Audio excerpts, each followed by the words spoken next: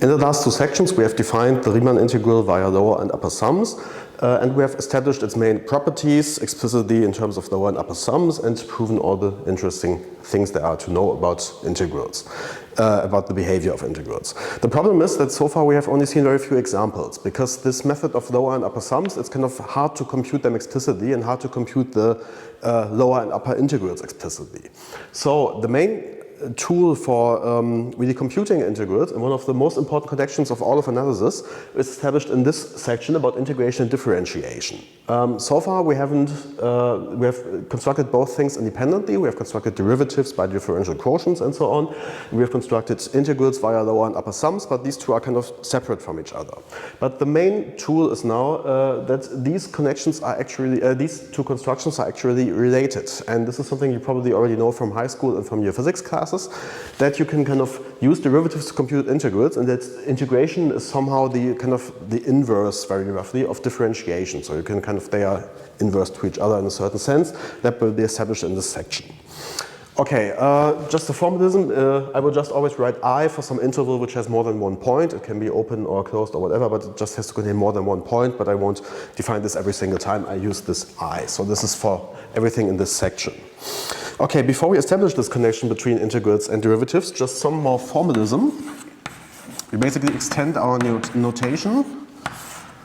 Namely, so for a Riemann integrable function f on an interval AB, closed and bounded interval this time, AB, for some Riemann integrable function on this interval, we put the following.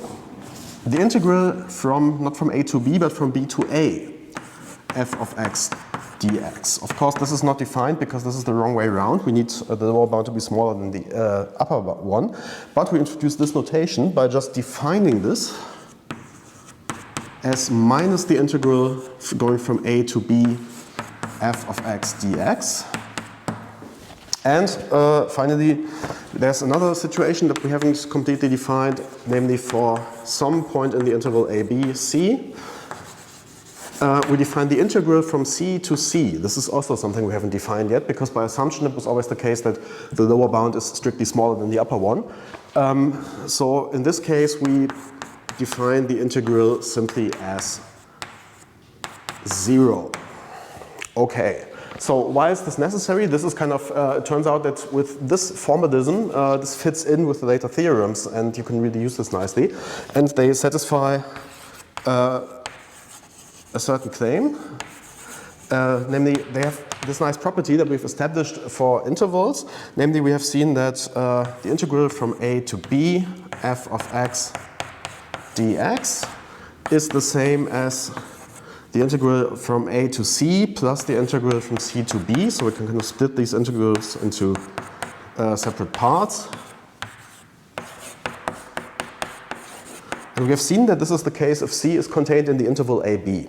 But now, with this convention here, you can then compute, it's just a standard computation, which I won't do, this is quite easy to see, that no matter if they are bigger or smaller, this always holds. So this holds for all A, B, C in the interval I that I've chosen. And here, f is a Riemann integrable function on I.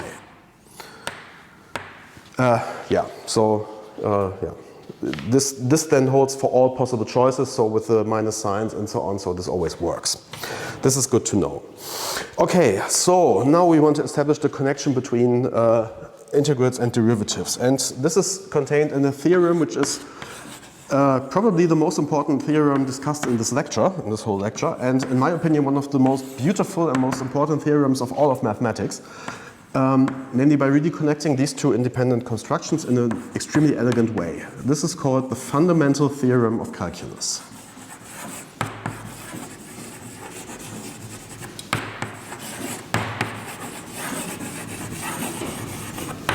Okay.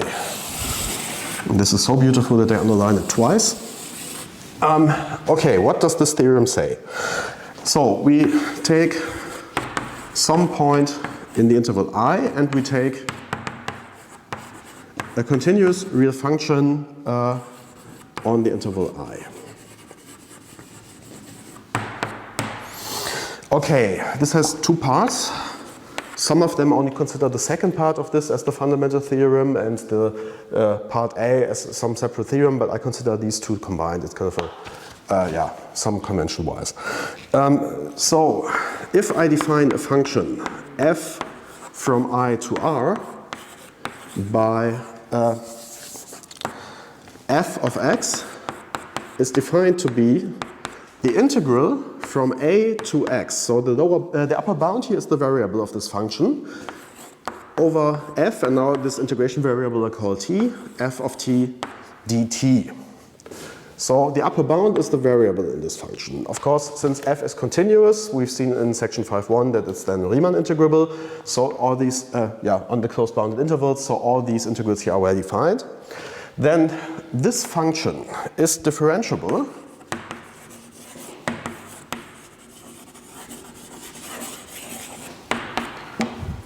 and the magic connection is the following. The derivative of this function f, which is defined in terms of integrals, is small f for all x in I. Okay, so this is really this function which does not involve differentiation at all. We can differentiate this and obtain this result. Part B, it's kind of other way around. Assume that f from I to r is some arbitrary differentiable function such that its derivative is small f. Then, so if we have some function, of course this doesn't need to be unique, because if I add a constant to this function, then the derivative will still be small f. So such a function, capital F, is not uniquely associated to small f. Then the integral from a to b of f of x dx is just capital F of b minus capital F of a for all a, b in the interval I. So we can compute the whole integral, which is kind of a complicated thing involving lower and upper sums and so on, just by studying a function whose derivative is the function itself. And this is much easier to determine than to work with infima and suprema of lower and upper sums explicitly. Okay, and the proof is actually not that complicated, I would say, but it's quite elegant. Okay, so part A. So we take some x in the interval. So we want to form the differential quotient of this capital F in the point x. And we first, before forming the limit, we consider the difference quotients, namely the following: for some non-zero h such that x plus h is still contained in the interval, we obtain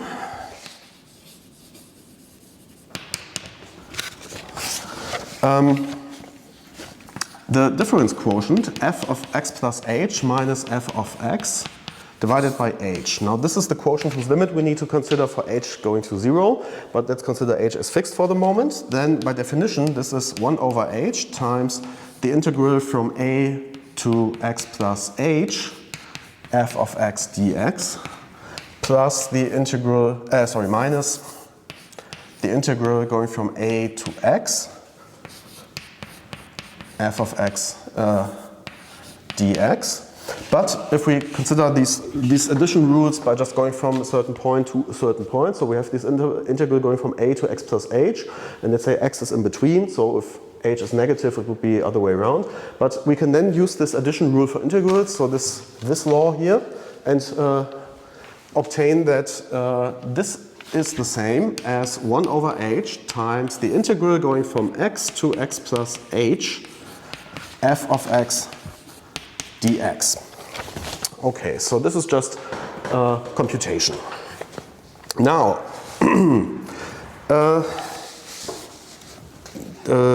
so we can now use the mean value theorem, because we have seen that was the corollary to the mean value theorem for integrals, that such an integral can always be described by some f of some value in there times the difference of the two bounds.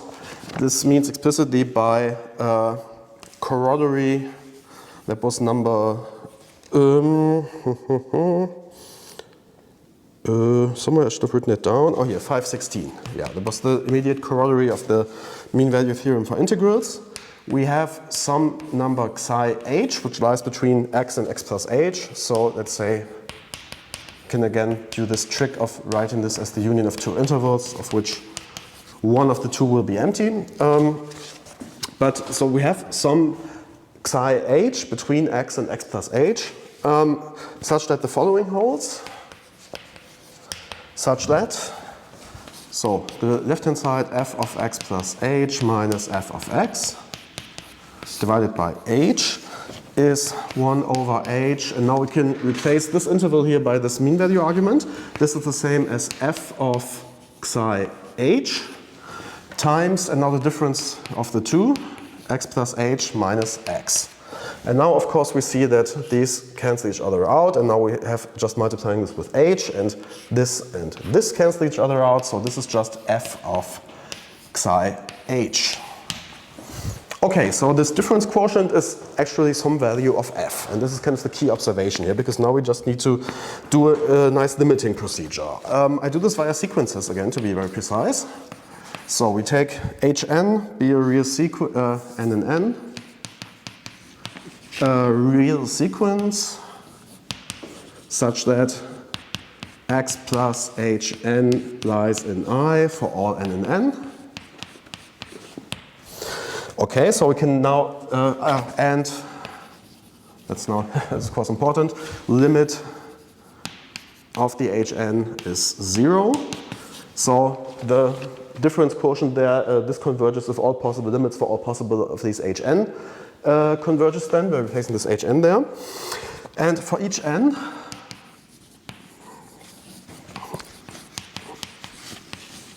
we let psi n be defined as psi of hn, where psi, this is defined as in here. So for each, if we replace h by hn, then we will find some number psi hn such that this property holds. And I'll now just call them psi n. So if this is star, so these psi n are constructed as in star. Okay, now since limit of n going to infinity of hn is 0, and we know that these psi is always in these small intervals here, you can then show that this implies the limit of psi n is x, since this margin is just getting smaller and smaller and smaller. So this is now x, but then we know, since, and now this is the key point here, since f is continuous also, this implies that, that's a sequential continuity again, the limit of f of psi n is f of x. And now we're almost done. Because now we can see that, let me just squeeze this in, no, maybe this theorem is not, this is too important to squeeze it, so let me just erase. So it follows from what we've just seen that the limit of, as n goes to infinity, of f of x plus hn, capital F of x plus hn minus capital F of x divided by hn is the same as the limit as n goes to infinity of f of psi n, and we've just seen that this is f of x. And since this sequence was arbitrary with these properties,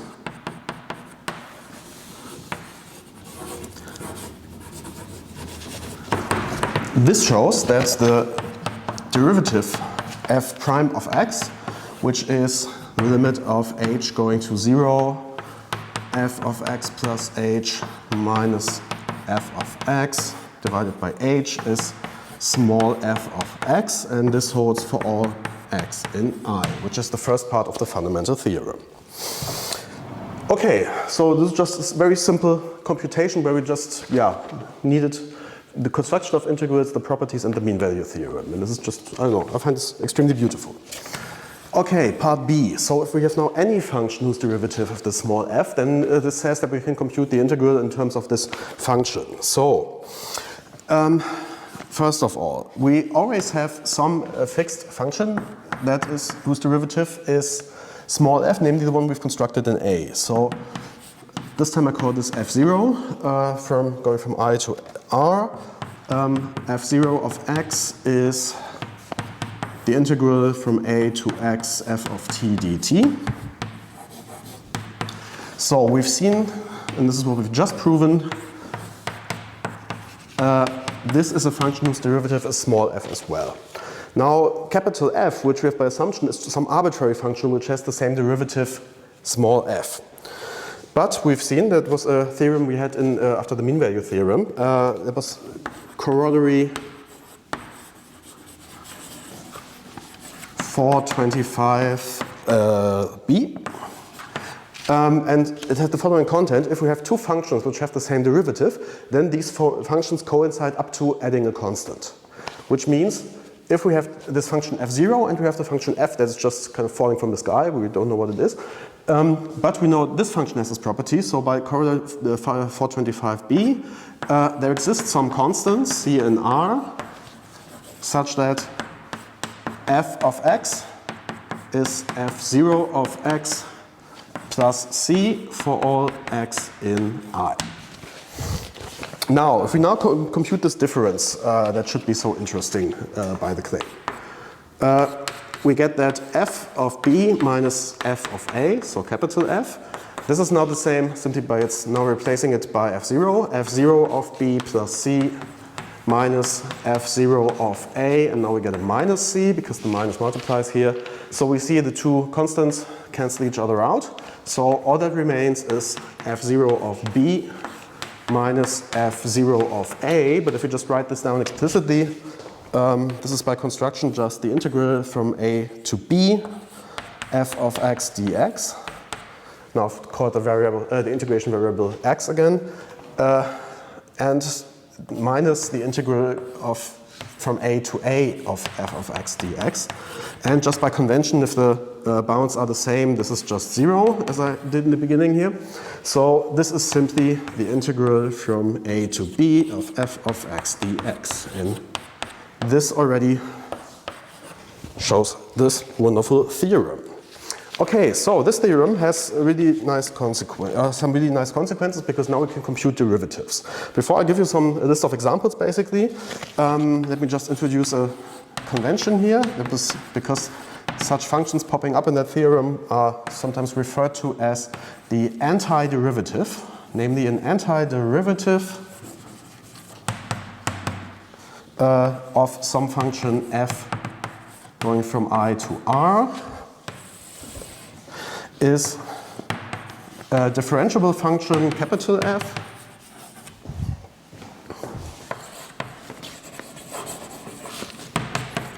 f from I to R whose derivative is small f. So the kind of the inverse, so to say, of a derivative, so with capital F prime is small f. Okay, so this is an antiderivative. And in general, we don't know if a function has an antiderivative or not. Of course, differentiability, and here you can already see where, integral, so computing integrals is usually much more complicated than computing derivatives, as we shall see in some examples later on. But here you can see, if you have a function, you can check if it's differentiable, but if you have some random function given which is just integrable, how can you tell if this has a function whose derivative is that function? There's kind of no way, because you have to, you just can't check every possible differentiable function to see if this is a derivative among them. So this is, in general, a hard question, but by the fundamental theorem of calculus, we had constructed an antiderivative in part A under one assumption, namely under the assumption that the small f is continuous. So let me just keep this, write this down once. By the fundamental theorem of calculus, every continuous function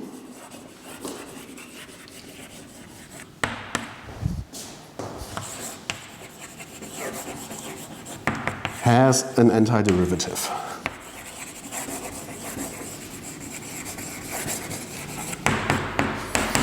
So this is something that's really comes in quite useful at times. Okay, So, oh, and some notation. Sorry, just something I want to, yeah, maybe, let me squeeze it into the corner here. Just a general notation. We have always these differences here popping up. So the difference of the one number minus the other. And we just use some shorthand notation for this, which makes it a bit simpler. Namely, we will always write, if we have some function f of x, we write this with a bar towards the end, with a lower a and an upper b. And this is simply defined as f of b minus f of a. So this is just because otherwise the notation would blow up in what's to come. Some authors in some textbooks prefer to use square brackets instead of this bar, but this is just a kind of convention, doesn't matter. Okay, now, so we've seen if we have antiderivatives, we can compute integrals. And it turns out, now it comes in handy that we have computed a lot of derivatives explicitly, because where there's derivatives, there's antiderivatives. We could just have to kind of invert the constructions before. And here I will just make a simple list, which basically uses all the computations of derivatives that we have done so far.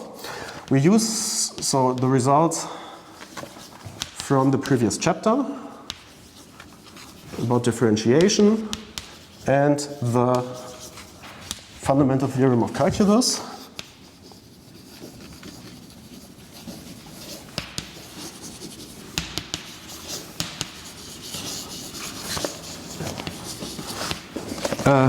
And we obtain the following explicit forms of integrals. Now, the integral from a to b of x to the power of r dx. Okay, what's that? So the most basic integral that we can have.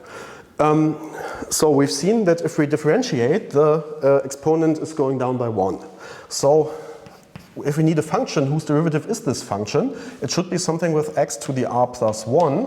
And if we derive this, there's an additional r plus 1 as a factor in front, so we need to kind of account for this. And this is what we do by just dividing by r plus 1 between a and b.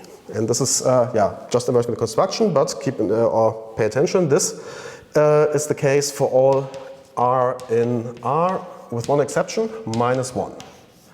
This isn't well defined, but the case of minus 1 has been discussed explicitly. So here we see that this is just, this just follows because the derivative of this one is this one. So now the case of minus 1, this would be the integral of 1 over x dx. And there you can, there's some problem, but so far remember. So if I ask you for a function whose derivative is this, I hope you all remember which one we had, namely the logarithm from a to b. The only problem is, and this is now kind of, there's one problem with this formula, and if I had an audience, I would now ask. The problem is if a and b are negative. So if we have some negative, this function is defined on R without 0. The point is that what do we have to do with negative functions, because the logarithm of a negative number is not well defined. Here it turns out that we can just, if this is negative, we can write this integral as minus 1 over minus x, just to standard tricks. Now it's positive, and now we can integrate, and it turns out that the general form is then simply the logarithm of the absolute value of x. Okay, you're welcome to check this for negative numbers, but this really fits in nicely. So this is the general formula here if we allow for negative domains as well. Okay, and this of course is only well defined if 0 does not lie in the interval a,b, because otherwise this function is not well defined.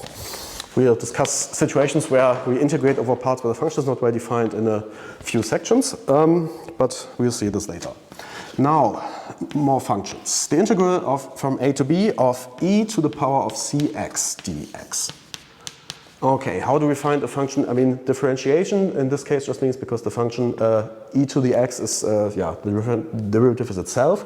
And so the only thing with this constant is happening that we get a constant in front. So if we want to invert this construction, we have to take e to the cx divided by c in the boundaries from a to b.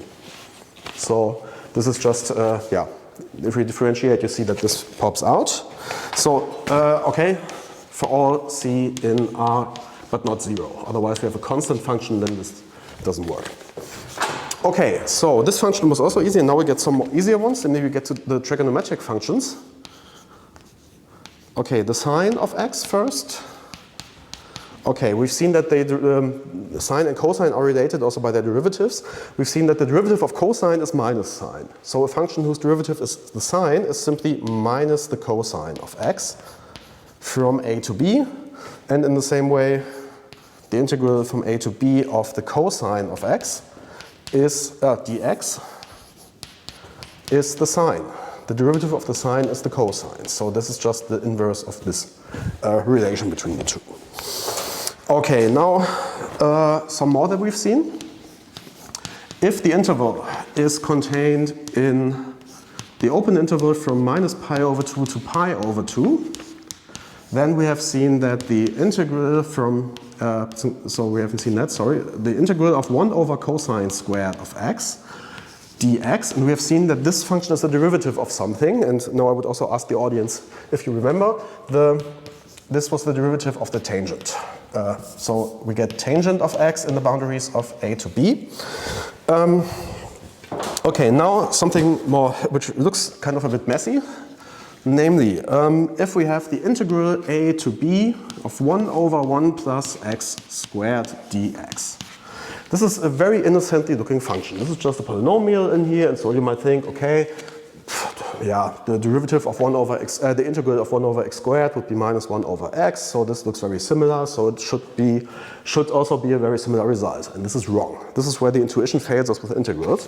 We have seen that this function here also pops up as a derivative, namely this was the derivative of the arctangent. We will later on see how to integrate such functions as rational functions, quotients of polynomials, how we can integrate them, and there it turns out that the arctan, first of all that the task is very complicated and that the arctan then pops up necessarily because of just this observation. So some innocently looking function becomes this complicated arctan. In the same way, we can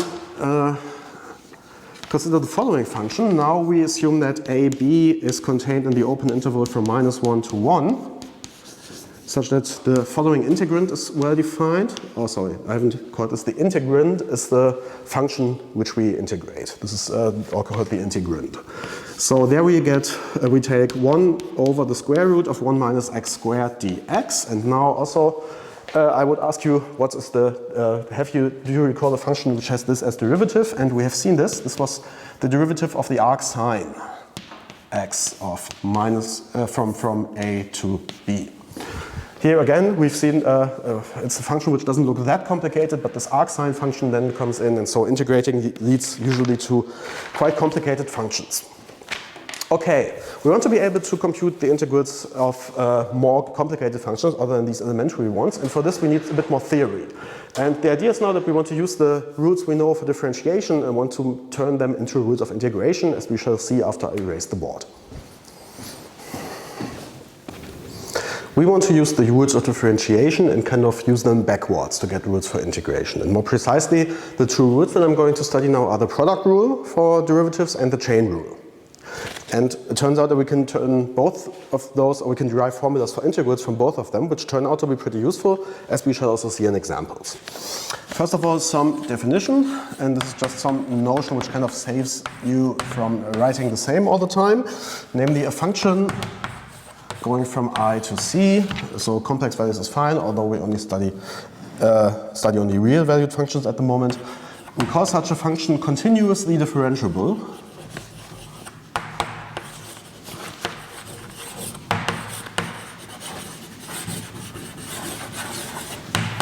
Or an even shorter way of saying this is it is of class C1. So this would be the alternative name, or of class C1. If f is differentiable, whoops, and the derivative as a function now from I to C is continuous. This is a continuously differentiable function. Okay. Now, the first theorem I'm studying is kind of this backward notion of the product rule. This is called integration by parts.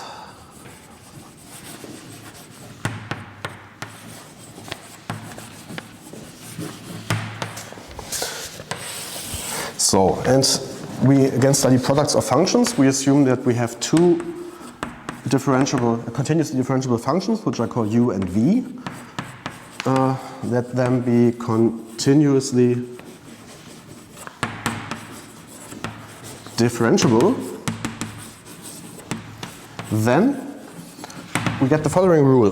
The integral from a to b of the derivative of u times v is the same as, first of all, we take u of x times v of x and then insert it evaluate this at the boundaries a and b. So u of b v of b minus u of a v of a minus another integral, minus integral from a to b of u of x v prime of x dx.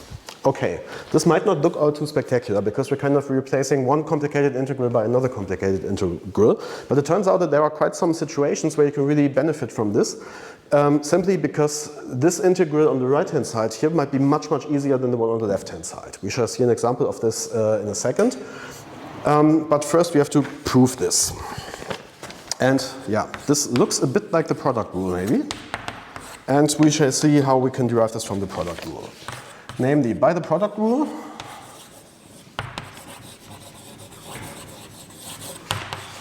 we know that the product u times v is again differentiable, and we can see by the formula from the product rule that if the derivatives of u and v are continuous, as assumed, then the derivative of u times v is continuous as well, so it follows that this is indeed continuously differentiable. Continuously differentiable. And we can compute the derivative. Namely, it's u times v prime of x is equal to u prime of x v of x plus u of x v prime of x. And we just bring one term to the other side and get u prime of x v of x is the same as u times v prime of x minus u of x v prime of x. So this turns out, because this function coincides with that one, we can compute the consequence for the integrals. Namely, the integral from a to b u prime of x v of x dx is now the same as the integral from a to b of u times v prime of x minus u of x v prime of x dx. And we've seen in the previous section that we can just, this difference here is just, so we can first of all with addition and multiplication with constants, and this would be an addition and a multiplication with -1. They are all compatible with integrals in the sense that this is the same as the integral going from a to b u times v prime of x dx minus the integral of from a to b of u of x v prime of x dx. Now we're almost done, and now we know that this is continuously differentiable, so this is continuous. So we've seen that the integral of a continuous function is just obtained by computing the values of antiderivatives. And obviously, since this is the derivative, the antiderivative of this integrand here is just the function u times v itself.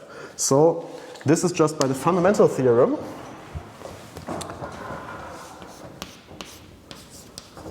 Fundamental theorem of calculus. Part B to be precise.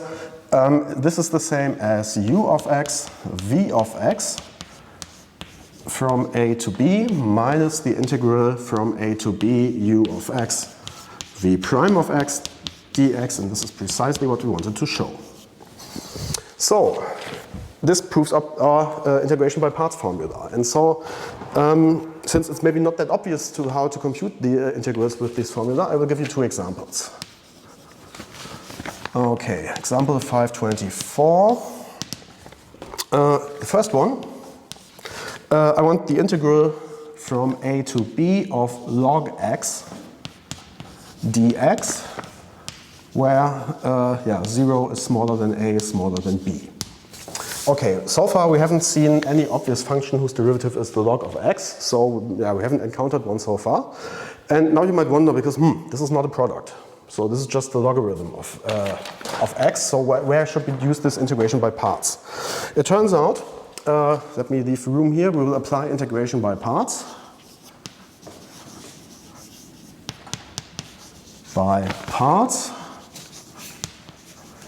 So what are u and v to apply this? And now it turns out I will complete this later on. So we want to compute or turn this into a product artificially. Namely, the integral of log x dx is the same, and now we make it a product, the integral from a to b of 1 times log x dx. Now, okay, this is a stupid way of turning this into a product, and yeah, why on earth should this be useful? It turns out it is. Namely, first of all, we know a function whose derivative is 1, namely the function x. So we want to apply this formula with u of x equal to x. So u prime of x is equal to 1. Then we need that v of x is the log of x, and we know that the derivative of the log is 1 over x. So it turns out, by integration by parts, so this is integration by parts, this is the same as the product of u and v, so this would be x times log x from a to b minus the integral from a to b of, and now u times v prime. This is x times 1 over x dx. Ah, this looks good. This is the same, of course, as x times log x going from a to b minus the integral of 1ab dx, and we can easily, yeah, an antiderivative of this is x, so we can just summarize these two by saying this is x times log x minus x, and this going from a to b. So just to make this explicit just once, this is b log b minus b minus, and now a inserted, a log a minus plus a, because of the minus minus. Okay, so this is how we get the, how we can integrate the logarithm. X times log x minus x. Not that complicated after all. Okay, now another thing that you can do with this integration by parts is kind of use them to get smart formulas, even so when you think you might not be able to compute the integral in a nice way. Namely, we take the integral from a to b of e to the cx sine x, where c is just some constant in R without 0, because otherwise it would be boring. So this is now interesting, because we see, okay, here in the previous example we needed that the derivative of the logarithm is much simpler than the logarithm itself. That was the useful observation here. If we take a look at this and think about the derivatives, so the derivative of sine is cosine, then we get minus sine minus cosine, and the sine, cosine, and so on. So not much is changing. And having the sine instead of the cosine doesn't make the problem much simpler. So yeah, you might think, why is this useful? And the same here with e to the cx. Every time we derive this thing, we get a c in front, so we put an additional c and another c and another c and so on, but the function stays the same. So it's also not getting simpler, this integral. But it turns out we get a useful computation, and we can use kind of the periodicity of the derivatives expressed in a fancy way, as we shall see in a second. So this is a product, and we want to apply the integration by parts formula in the following situation. So we want that u prime is the function e to the cx, and as we've seen before, we get an antiderivative of this is e to the cx divided by c, then u prime of x is just e to the cx. And then it's clear what v has to be. V is just the sine of x. So v prime of x is, v prime of x, the derivative is the cosine of x. Okay, let's do this computation. So by integration by parts, we get integral of e to the cx sine x dx. This is first, I've forgotten the dx. I'm terribly sorry about this, and where c is this number, sorry. So first of all, we get the product of u and v. This is e to the cx times sine x divided by c in the boundaries from a to b minus the integral of u v prime, and this is, e to the cx over c, and we just put the 1 over c in front of the integral, which we are allowed to by the previous section. 1 over c integral from a to b, e to the cx cosine x dx.